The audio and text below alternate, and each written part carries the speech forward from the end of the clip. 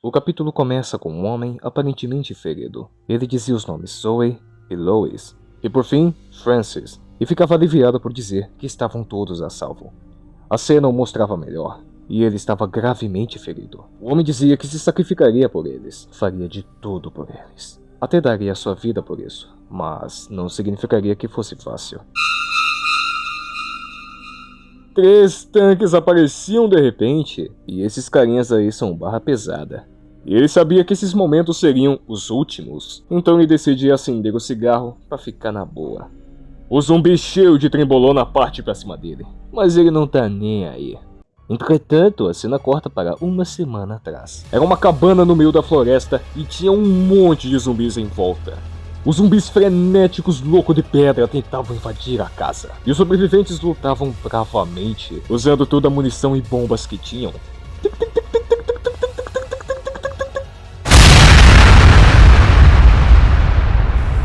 Aí do nada uma mulher saía pra fora e falava: "Pessoal, o resgate chegou!" Um carro blindado chegava no local, e geral ali fazia o seu melhor pra vazar dali.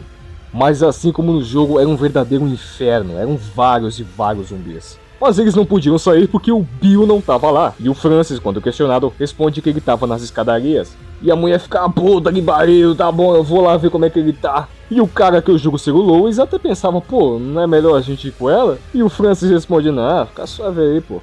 E meu amigo, o Bill, ele é brabo. O cara tava cercado, mas mesmo assim tava lidando bem com a situação. Era TTT, tiro pra todo lado, esse velho aí é brabo, hein. Eu acho que ele se daria bem num certo universo aí, hein. Mas enfim, o velho terminava sua matança, e a mulher, que eu julgo ser a Zoe, avisava que o resgate chegou. E aí eles saíam de lá tranquilamente. A cena volta então para o Lois e o Francis, e os cabas já tinham terminado de fazer a limpa. Até que então o Bill aparece e fala: "Ah, beleza, rapaziada, vocês fizeram um bom trabalho, agora vamos voltando." Mas eles apareciam para atrapalhar. Eles quem?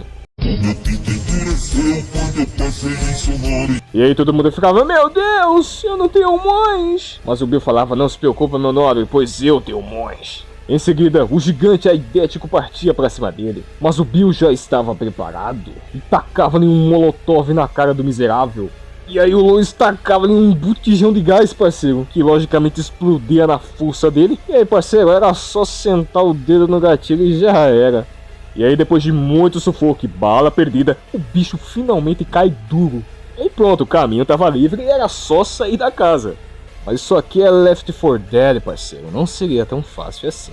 Era uma confusão desgramada, tinha um monte de zumbi ainda, e ainda para piorar tinha aquele linguarudo safado. E aí depois ele passava a língua no Francis. Pra que esse tanto de zumbi especial? É só pra atazanar a vida dos humanos. Mas aí a Zoe puxava ali sua sniper rifle, sei lá que merda é essa, e toma ali na cara do safado, rapaz, em cheio. Agora sim tava tudo certo e eles conseguiam se salvar.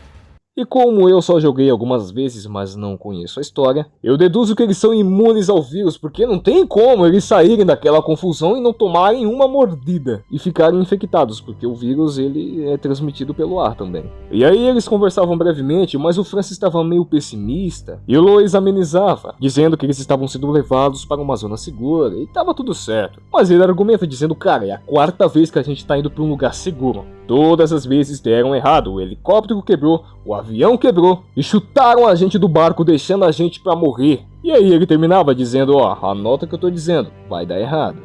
E quase como uma conspiração do próprio universo, o soldado que levava eles recebia ordens para mudar a rota.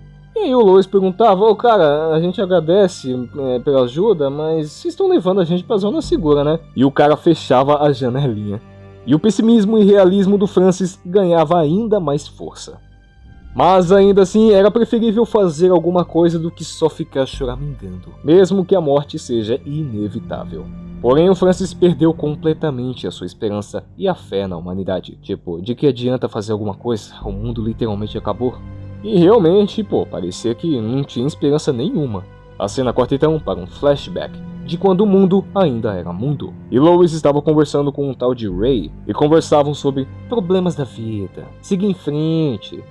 Acontece que Lois estava em seu trabalho e o Ray não queria trabalhar, por conta de uma doença que estava matando as pessoas e ele não queria se infectar. Mas o Lois falava, não, fica só vendo, não tem ninguém infectado aqui não, pô, relaxa aí. Porém, seu amigo reforça, dizendo, cara, parece o fim do mundo, não sei o que tá pegando, mas tem parada errada aí, irmão. Entretanto, Lois permanecia otimista, dizendo, tá, mas e se essa tal gripe verde só durar uma semana? Suponhamos que ela seja mortal, mas e se criarem uma vacina? E aí? Seu amigo ainda ficava com o pé atrás, mas Lois dizia, fica suave aí, fica tranquileba. Ele entrava no banheiro e encontrava um maluco ali meio estranho, meio esquisito. Ele senta para dar uma cagada e a ligação caía. Entretanto, alguém batia na porta do banheiro. E ele dizia, tá ocupado. Mas o cabo continuava e ele ficava meio pistola. Mas de forma completamente inesperada, o cara vomita sangue, apavorando o nosso querido Lois. Aí quando ele subia para dar uma bisoiada, só via marcas de sangue ali.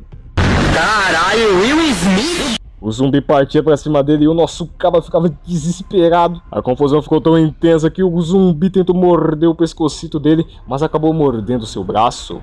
Ele tenta se libertar do zumbi, mas a luta tava muito frenética, tava muito louco. E o Lois estava tomando um supapo do zumbi, mano. E aí, cheio de ódio, ele pega o bagulho de papel higiênico e começa a bater sem parar na cabeçola do zumbi, parceiro, até que ele não mais respire. Após esse ocorrido traumatizante, o sangue começa a esfriar.